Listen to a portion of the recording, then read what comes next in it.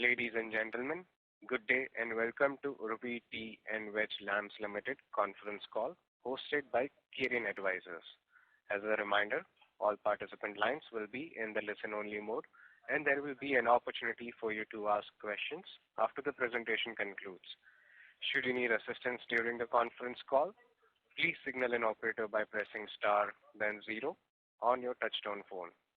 Please note that this conference is being recorded. I now hand the conference over to Mr. Kaushal Shinde from Kirin Advisors. Thank you, and over to you, sir. Thank you. On behalf of Kirin Advisors, I welcome you all to Uravi Tea Wedge Lamps and Limited Q2 FY24 phone call. From the management side, we have Mr. Neeraj Gada and Mr. Siddharth Gada. Now, I will hand over call to Mr. Neeraj Gada. Over to you, sir. Hi, thank you. Good afternoon, everyone. I extend a heartfelt welcome to each one of you joining us for the conference call at Uravi Tea and Wedge Lamps Limited, where we aim to delve into our exceptional performance during Q2 financial year 24. Before we delve into specific Q2 and half-yearly financial year 24, allow me to provide a concise review of our company and its business model. This will help you all to understand our company better. Uravi Tea and Wedge Lamps Limited is the forefront of automotive lamp manufacturing and supply sector, showcasing unparalleled expertise in crafting incandescent and wedge-based lamps. Operating under the esteemed brand name Uravi, we are dedicated to provide tailored solutions for both original equipment manufacturers that we call as the OEM and the aftermarket. Our diverse range of automotive lighting products, including stop lights, brake lights, tail lights, indicator lamps, and wedge-based lamps which are used for instrument clusters like speedometers, and exemplifies our commitment to the excellence. With our extensive distribution network spanning India, we actively pursue global expansion opportunities through strategic partnerships with leading LED filament lamp manufacturers in China and Philippines. These collaborations underscore our dedication to deliver cutting-edge solutions to our customers and even for future customers to be. A significant achievement for us is being recognized as the largest manufacturer of automotive lamps for instrument clusters in India, specifically for instrument clusters. Moreover, we proudly hold the second largest position in automotive signaling and parking lamp segments for OEM, reflecting our commitment to meeting the diverse need of current automotive two-wheeler industries and four-wheeler industries. In financial year 2023, company reported total revenue of 3,462.06 lakhs, with an EBITDA of 552.44 and a profit after tax of 86.76 lakhs. Against the backdrop of thriving Indian auto component industry, set to become the world's third largest by 2025, our outlook is very optimistic, with component sales to the domestic OEM surging by 46% to reach about $27 billion. We anticipate the industry's revenue to hit remarkable $200 billion by 2026. Providing Uravi Tea and Wedge Lamps Limited with abundant opportunities for growth. Navigating this dynamic landscape, our strategic positioning, emphasis on innovation and comprehensive product portfolio ensures that we are well prepared to capitalize on high development prospects in all vehicle industry segments. This commitment positions us to thrive into the evolving automotive landscape, ensuring sustained growth and success for our company. Now, I will comment on our financial highlights for Q2 and half-yearly financial year 2023-24. It is evident that Uravi Tea and Wedge Lamps Limited has showcased remarkable resilience and strategic progress. In Q2 financial year 24, the company's total revenue witnessed a substantial upswing reaching 1,081.55 lakhs, demonstrating its adaptability in ever-changing business environment. Despite a slight dip in EBITDA of rupees 193.18 lakhs, the robust EBITDA margin at 17.86% reflects the company's operational efficiency. The noteworthy surge in net profit after tax to rupees 57.53 lakhs with PAT margin of 5.32% further emphasizes Uravi's financial strength and sound decision making. The positive trajectory ends to a EPS of climbing to rupees 0.32 in quarter 2 of financial year 23 to rupees 0.52 in quarter 2 of financial year 24. Looking ahead to second half of financial year 24, Uravi's optimistic outlook is grounded in its strong quarter 2 performance and strategic initiatives geared towards industry dominance. The company's consistent growth and financial stability position is favorably for continued success and in the dynamic market landscape. Turning into our attention to half-yearly financial year 2024, Uravi's impressive total revenue of 1,976.05 lakhs, up from last year's 1,832.40 lakhs in half-year financial year 23, underscores a sustained growth. The increased EBITDA of 356.39 lakh rupees, coupled with improved EBITDA margin of 18.04%, reflects sound financial management. The profit after tax for half-year financial year 24 is at rupees 119.49 lakhs, with PAT margin of 6.05%, signifying robust possibility and profitability. The upward trajectory of earnings per share from rupees 0.82 in half-year financial year 23 to 1 rupees 0.95 in half-year financial year 24 solidifies Uravi's financial success. In summary, Uravi's commendable financial performance in half-year financial year 24, coupled with its strategic initiatives, highlights its dedication to excellence as trusted supplier to Tier 1 partners of major OEMs, mainly two-wheeler OEMs all across India. Uravi continues to be preferred supplier, emphasizing in its commitment to delivering top-quality products in the market. Before we delve into the question and answer session, I want to express my sincere gratitude to all our stakeholders for being an integral part of our growth journey. Your support and involvement have played a crucial role in our success, and we genuinely appreciate your valuable contribution. With this, I would like to open the floor for question and answer. Thank you once again for your presence and continued support. Thank you. Thank you very much. We will now begin the question and answer session. Anyone who wishes to ask a question may press star and 1 on their touchtone phone. If you wish to remove yourself from the question queue, you may press star and 2. Participants are requested to use handsets while asking a question. Ladies and gentlemen, we will wait for a moment while the question queue assembles.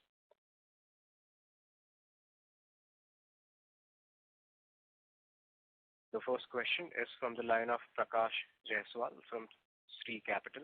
Please go ahead.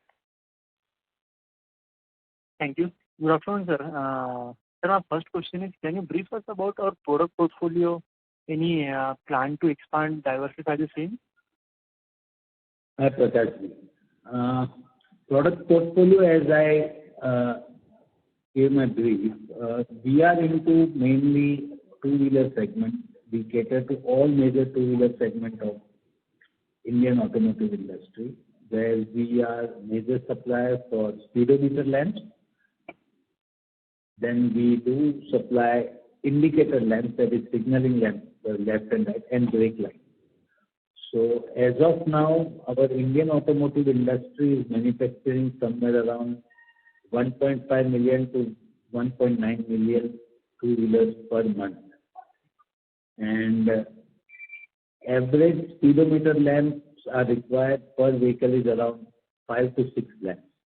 So this is the market potential, and we are one of the largest manufacturers of speedometer lamps in India. So this is our product for incandescent lamps. We do cater to OEMs for speedometer LED lighting, which we are under approval and under the process of approval for major OEMs. That would be the LEDs for future. And we are also developing with some joint collaboration future LED requirements of two-wheelers and basically some e-bikes also. Okay. And sir, who are our key clients and how much do we contribute to our revenue? We have, like as I said, our major clients are all two-wheeler industries. Like our major clients are Bajaj Auto Limited, Hero MotoCorp, TVS. Then we do cater to Yamaha for speedometer lamps. And there are many other small players also who are supplying to OEM. Many other OEMs like Tata Motors also they are doing. They are doing to Mahindras also. So all these are our prime customers to whom we supply our lamps through tier 1 vendors like Lumax. Then we have Minda Industries, Uno Minda. Then we have Siam, Veloc Lighting. These are our direct customers. Okay. And are there any long-term contract or agreement with their key clients? Yes. So the system works like that. All the OEMs which I mentioned, like Bajaj Auto, Hero, Yamaha, TVS. So we have to approach OEM with our lamps, and they will be testing our lamps. They will be finalizing all the commercials with our lamps. And then they will decide on which vehicle Urvi's lamp will be prepared. Once they allocate, then they will ask their tier 1 vendors, which are their direct vendors, with a fixed SOB. Like they will, depending upon our quality, price, and performance, they will ask the tier 1 vendor to buy this much SOB from Urvi. So these are the long-term things because OEM lamp approving process is long. That is somewhere around 1.5 to 2 years process where you have to approve a lamp because some lamps have a life cycle of 1,000 hours. I'm sure if you have a two-wheeler, you will never remember changing your speedometer lamps. So that is the life cycle of the lamp. So all these lamps has to go through all this approval process, which is about 1,000 hours, 1,500 hours in some cases. So this 2 years of testing procedure, once that is complete, then all the OEMs will ask the tier 1 vendor to undergo a purchasing system, and they will define our SOBs and commercial. Okay. And sir, what is your current capacity and its utilization?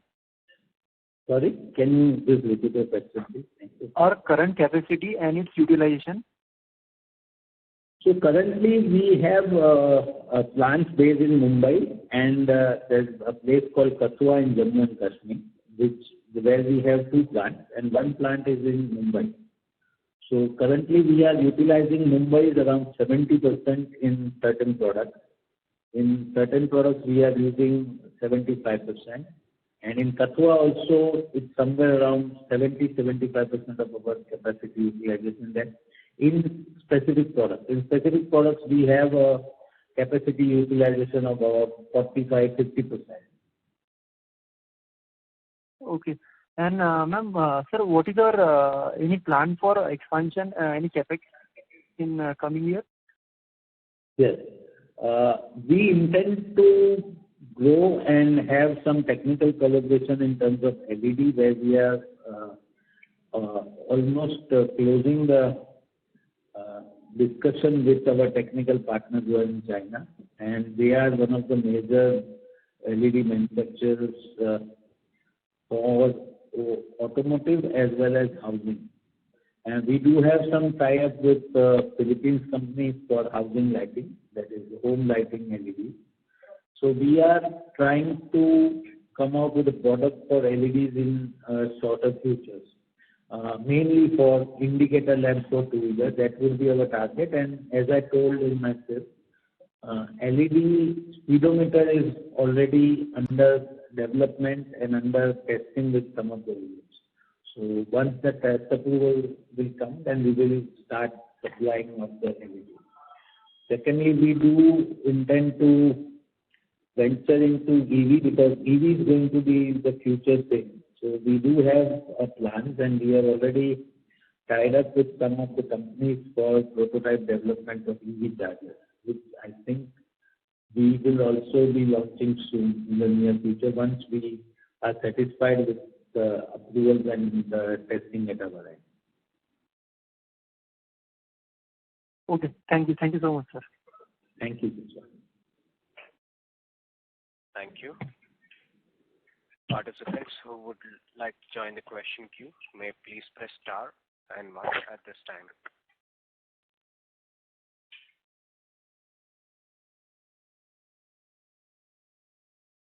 You may press star and 1 to join the question queue. The next question is from the line of Chinmay Rane from Cogent Finvest. Please go ahead.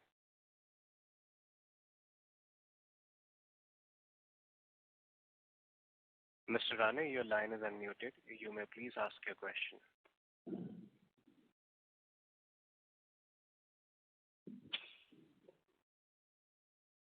As the current questioner has dropped the queue, we will take the next question from the line of Anupama Bhutra from Arihant Capital. Please go ahead. Yeah. So my question is regarding, the supply directly to OEM and small players. So what is the differential margin when you supply to OEM directly and when you supply to small players who in turn supply to OEM? So this is my question 1. Okay. So first I will answer your question, Anupama. Yeah. Thank you for joining. So your question, if I am understanding correct, is what is the commercial, what we supply to OEM and the smaller players, something like that? Right. So margins, is there any difference in the margins when you supply directly to OEM? Because you supply to small players and in turn they supply to OEM. So as I told earlier, all the testing technical are approved by OEMs and the commercial is also finalized by OEM. So whenever we approach a new OEM, then they will first check our lamps, all kind of lamps. Application, they will then put their lamps to the bikes and vehicles as well, four-wheeler, and that they have a cycle of testing for a certain period of time. Once that is done, then we are discussing commercials with them. So in commercial, they will finalize our share of business, and that is the final price we have to bill to all these tier 1 vendors, which are our direct customers. So commercially, tier 1 doesn't they don't play any role. Of course, if tier 1 requires any specific lamps which are not for OEMs, but they're different products like Lumex is exporting somewhere, or Siam is doing export somewhere, or Siam is doing their aftermarket sales where they are supplying retail kits to us. There they will raise a different PO to us, which is non-OEM, and there the pricing are different, where we have a different set of price for them. Okay. If you can quantify a little bit on OEMs and non-OEM margin, is that possible? Like OEM products are the lamps which we produce and which we supply directly to tier 1 and which are in line going to be fitted in OEM. It's something like which work on day-to-day basis, like on JIT. The direct customer which we do retail, these are the different segment of the product where the margins are entirely different. Because retail, where there are specific lamps which has, like we are already started LED headlamps, which we supply to other retail, like we have a networking in Delhi, Punjab, Haryana, Telangana, Bangalore, Kerala, Maharashtra, and all other states, where these products have a different set of margins. The margins are compared to higher than what we have a regular business from OEM. OEM as our result shows somewhere around 6 to 7% at our current operating levels, we are having margin of PAT. Okay. So my second question is about replacement market. So what kind of lifespan your product has, and what kind of, if you can elaborate on your replacement market business? Yes. So replacement market in India is a different products altogether. Like you can see automotives with very bright headlights, which will affect while you are driving or crossing. You can see. So these are non-regulated lamps, which are not OEM will not be using this, but the market demand sometimes has a specific kind of lamp. So these all lamps have a different production base, production facilities. Like in headlamps, we do LED headlamps, we do halogens as well. Halogens we are manufacturing here, LEDs also we are assembling here. Then there are a retrofit kind of LED signaling lamps, which are also available in market, where you have to just remove your original company fitted lamps and you can just replace it with the same type of fitting, and that is an LED retrofit lamp. So these are the things which are available in OEMs and non-OEM, that is the replacement market. So Uravi is catering to all these needs. We do have a range of halogen headlamps. We do have a range of LED headlamps. We have a range of retrofit signaling. We have a range of speedometer LEDs, and there are LEDs in two-wheelers next to your headlamp, which are we call as a parking light, and then there are some lamps which are used above your number plate. Those are also bought by. They have a small demand, but that is a big demand. Then in rainy season, there are specific demand with what we call is the fishing and all, and where they do the maintenance of their boats and things. Then in North India, during winter now we will have a specific gold lamp in halogen, which will be in demand for 2-3 months for this fog and all. So OEM is very segmented and very different kind of market and very organized, but replacement market is entirely different, but each state has its own kind of demand and own kind of preferences, depending upon their geographical and economical positions. Okay, sir. Thank you so much for that answer. And for lastly, one more question. If you can just give us like outlook, what is the goal of the company going forward, maybe over 3 to 4 years, and some kind of guidance in terms of revenue or margins. Are the current margins sustainable, or you think that the margins will expand going forward? So any kind of guidance or any kind of outlook where the company is focusing, and what are its targets over 3 to 4 years, over 3 to 4 years? Yes, sure. The thing is now, as there are, as I told you, there are about 1.5 to 1.9 million vehicles per month, which is our main market for two-wheeler lamps. And out of which the Hero Motor is producing somewhere around 500,000, Bajaj somewhere around 400,000, TVS 300,000, Honda somewhere around 500,000, and the other small players, and EV is somewhere around 100,000 a month, and other small players, Mahindra two-wheelers there, Piaggio there, those are around 200,000, 300,000. So Uravi at present is catering to all these except Honda. So our first target is like what we did is in this Q2, we could, one OEM, I will not be able to tell specific name, but one OEM we could convince them with our performance and supply commitment, and they have increased our SOB from 20% to 80%, and which is implemented from September 2023. So Uravi is looking forward to good growth in sales in the next quarter and the quarter next week. So we are expecting a good sales growth because of this one OEM. which has given us a good support and have a commitment also. So that is going to be the main part for this financial year. We have already entered discussion with Honda where we have a limited presence for allowing us to test and supply. So if Honda will come, then we are expecting around 20-25% SOB from Honda also, which is a sizable SOB. So that we are targeting for the year after April 2024 onwards. So where in that financial year we are targeting to enter Honda motorcycles and get business from them.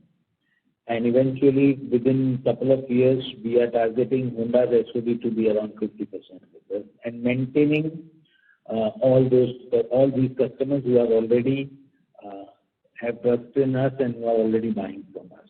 Secondly, as I told, EV thing is going to be a future.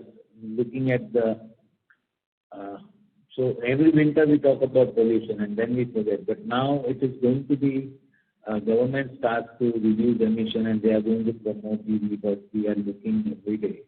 So Uravi has already started developing EV chargers for two-wheelers, and we are in discussion with some OEMs who are willing to try. And I think the next financial year we are going to pick some business in the segment also. And as I told, LED also. So what I am quite optimistic about these 3-4 years which are going to come, which would be see a lot of change from, and the company is going to diversify from incandescent, which is of course going to be a strong segment of revenue, and we are going to add revenues from LEDs and EV segment along with some additional customer base like Honda and also incandescent. So I'm quite optimistic on that, and we have already started our journey for that. I hope I have answered your question. Yes, sir. And if I may, can I ask one more question or I'll join back with you? No, it's okay, please. Yeah. So just to, understand, what is the company's moat or USPs to combat competition, because this space is very competitive. So for Uravi, what is that USP or what are the modes where you think that you can combat, you can fight the competition and the OEMs are going to be like for a longer term, they will stay with you?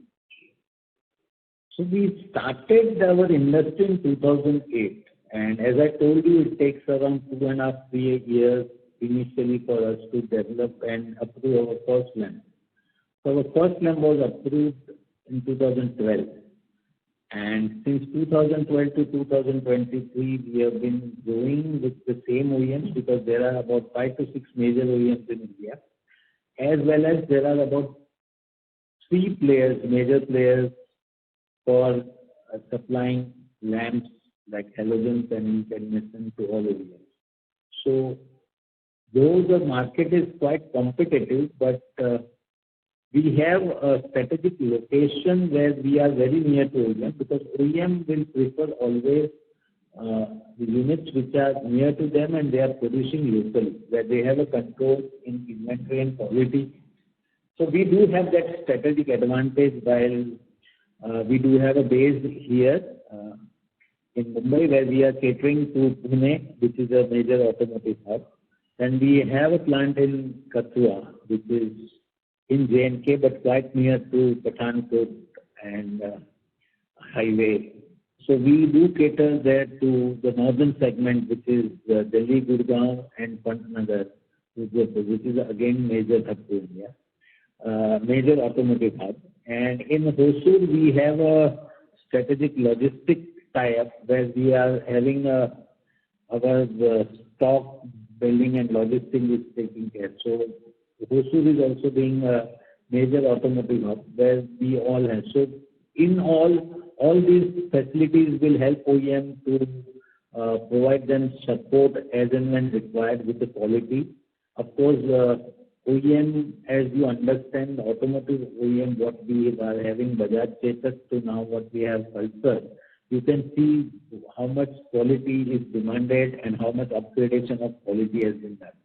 So OEM will always give preference to Uravi, where we have the major quality supplier to all the OEMs. And secondly, we do have a very comfortable relation with OEM, and we do cater and support them as and when required. So this last 10 years record, if you can see, OEM has always trusted us and given us a more and more SOD. Like I said, last month also, in September, we could get major boost in our SODs from one major OEM.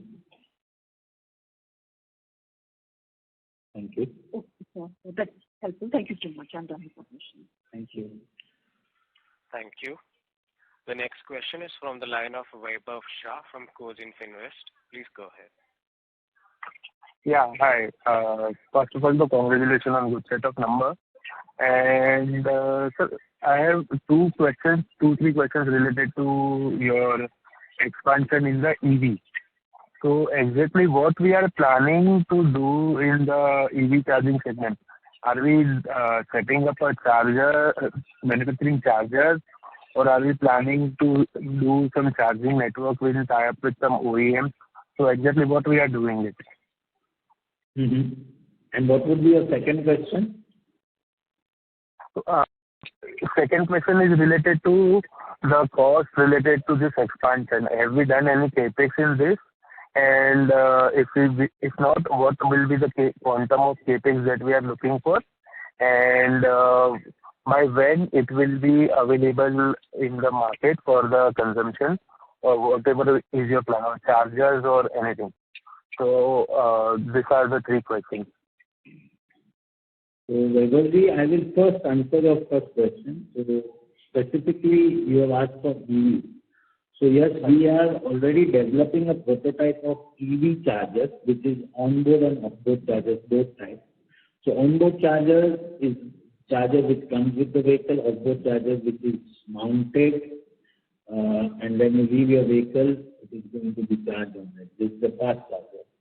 Offboard charger is the fast charger, and onboard charger is the charger which comes with the vehicle. So we are developing these chargers with a strategic tie-up, which we will be able to announce in a due course of time once we are satisfied with and we have completed the discussion. But we have already started developing this prototype, and we are expecting the prototype to come in a couple of months. And then again, of course, it will be then given to OEMs.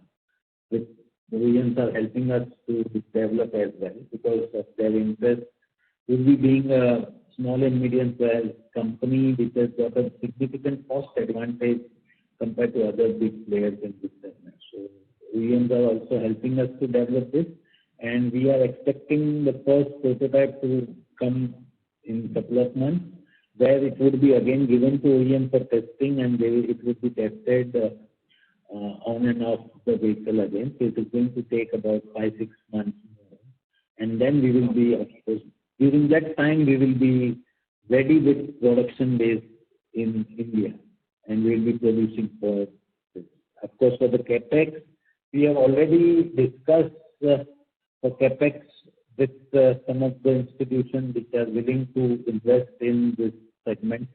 And as I told you, we have already developed the prototype, so we are almost done with the major capex part. But there would be a capex in terms of testing facilities.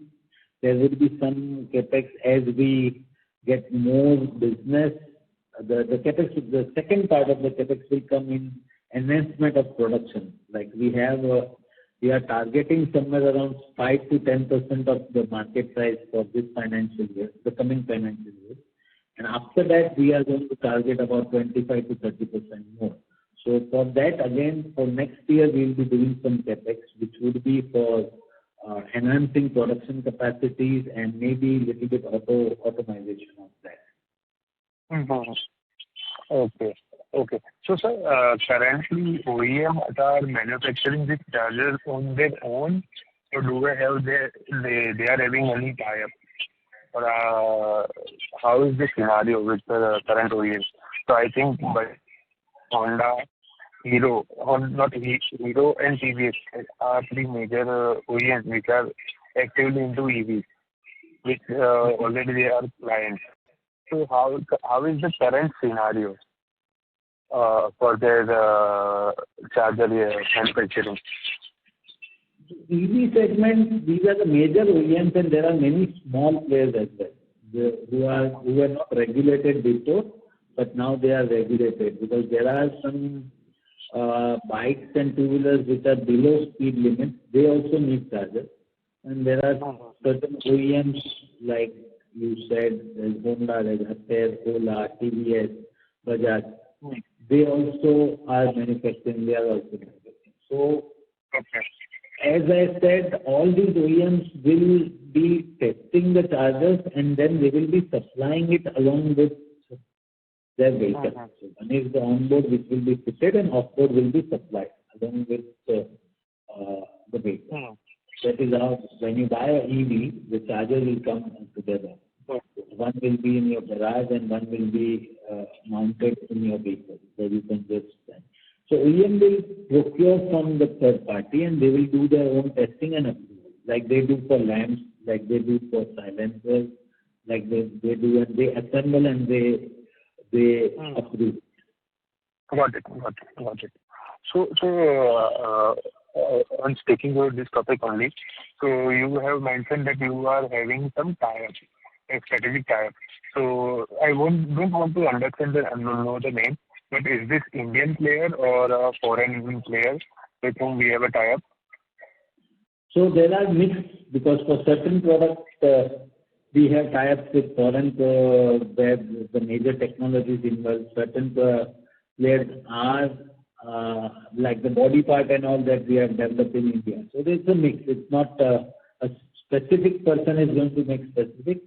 We have been connected with major other players who are developing this part for us. And then we are assembling the prototype again at the third party, which is in India. Okay. And my last question, because I'm in flight, it is about to take off.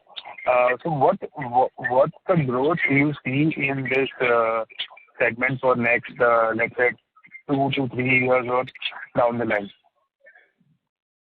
So currently, you are talking about only EV or all type of two-wheelers? Only EV. Only. So EV is very interesting. Sorry? The EV charging segment that you are planning, that growth only I want to know. So EV segment for four-wheelers and two-wheelers are going to be, as everybody knows, EVs is future. So currently what I understand that roughly somewhere around 50,000 to 80,000 organized sectors is manufacturing, and 20,000 vehicles are being manufactured by small players, that is EV. This segment is going to grow somewhere around 500,000 in a couple of years per month. I am talking about all this figure per month. So the demand for this would be somewhere around, you can anticipate every year it's going to grow by somewhere around 35 to 40%, conservative, or 70% optimistically. Okay, sir. Thank you so much.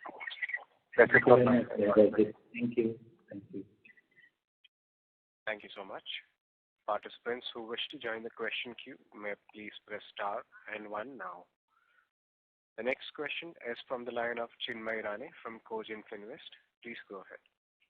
Yeah, congratulations for the great set of numbers. So I have two questions that you were discussing about the EV. So this EV plant will you be having the same in the same current setup which we have in Mumbai or maybe in the Jammu and Kashmir, or you are planning to have a separate setup close proximity to the clients which you are approaching to? Yes. So initially, as I told, we are targeting for next year somewhere around 5% of market share, where we have enough capacity in the same area where we are located. So some parts are going to be produced where we are developing prototype, and some parts are then finalizing and finishing would be done at our Mumbai plant, and some North Indian segment, North India automotive, it would be done in our Kathua plant. So that would be for only for the next year. Once we have, and simultaneously we have enough area and land available in our Kachua where we are targeting our next expansion for EV. So that would be our major hub for EV producing there for coming 2 years, where we will be expecting around 20% more or 25% more market share compared to what we will have next year. That is about 5%. So yes, initially it would be at some places where we will be making a prototype or then 30-40%, and some places we will be finishing. But eventually, in a couple of years, entire production line will be set up in Kachua. Okay. So do we have any tax benefits having a setup over there? Yes, Kachua do have tax benefit. There is a GST benefit, then there is a capex benefit, subsidy is there, then there is the energy cost is less. So these are the benefits, strategic benefits, and they have got a major GST benefit as well. Okay. Okay. Sir, and for the plan EV project, which you're planning to have it in the next year, what kind of a capex you are looking into? So as I told, we have already done major capex, and you need numbers. Yeah, what is the quantum you are paying till date, and what is your projected to do? So now we have already done the capex, like the tie-ups where we will be producing prototypes. So the capex would be somewhere around 2.5 to 3 crores for Indian rupees for testing equipment, which we have already identified. And we are simultaneously trying to procure the same along with our prototype when it is being developed. And once the prototype is out and our testing order is going to be completed in a couple of months, that would be our first capex for this accounting year, this financial year. And next financial year, where we will be producing or ordering, mainly it will be somewhere around 10 crore rupees, where we will be having an assembly line in Kachua. Those are the numbers in Indian rupees. So somewhere around, you say, 2.5 crores in this financial year and 10 crores in next financial year. Okay, and how it will be funded? So we have a couple of institutions who are given us primary notes for investing and giving us this, of course, by debt only. So they are going to give us this. We will not be approaching any other institution or any other method currently. Okay. So I'm coming back to our existing business, just want to understand that we have clients like a Bajaj, we have TVS, we have Hero MotoCorp and Honda and all. So how much of their requirement is met by us currently? Can you come again? I had understood what you said is all these OEMs and their requirement, and what you asked? What are their requirements? Like suppose they are manufacturing the 100,000 lamps. They require the 100,000 lamps. So how much of their requirement is made by us, like 40%, 50%? So what is our contribution in their requirement? So currently, as I said, for instrument clusters, that is speedometer, you can consider us to be somewhere around 80% of the total market share of India. Okay. Indicator lamps, signaling lamps, we have somewhere around 50-55%. Market share compared in India for all the two-wheelers. And four-wheelers, we have very marginal, because four-wheelers,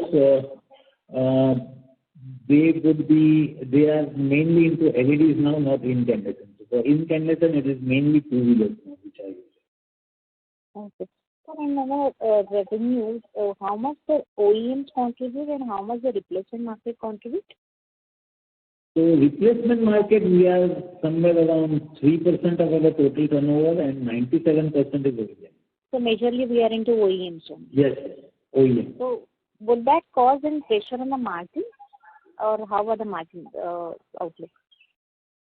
So when the volume is there, then the margins are comfortable, we can say, with OEMs. In aftermarket, it is the replacement market, margins are there, but it is a product specific, wherein some product margins are thin, some products the margins are high. So it is average. And it takes time to grow replacement market. We have just ventured last year, and now we have introduced a lot of products and we have made dealers distribution.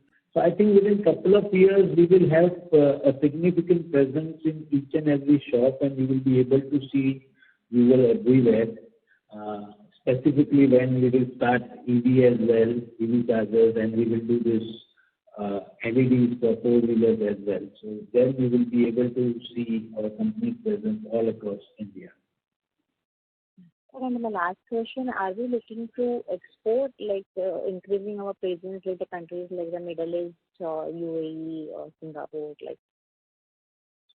Mainly we have targeted South America as a hub, as a major customer base, where we have identified our product demand is going to be. So what we have done is we have started appointing somebody in North America and Canada, where they will be able to, agent kind of things, where they will be visiting South American countries. As you know, all Indian OEMs in two-wheelers, they have one or two plants in, some are having in Brazil, some are in Venezuela, some are in South Africa. So there we have a good presence because they know what fuel is, and it comes with Indian bikes. Like you see, Iran is a very major two-wheeler hub, where Pulsar is a major selling bike. So they know you. So these are the exporters. But currently, let me tell you, we do have, we are developing Honda to be our next vendor. So we are just blocking our production capacity for Honda right now. Once we have adequate capacity for export, we will be targeting those areas. Not currently. Okay, that's really great information, sir. Thank you, and I'll come back in the queue. Wish you the best. Thank you very much. Thank you very much.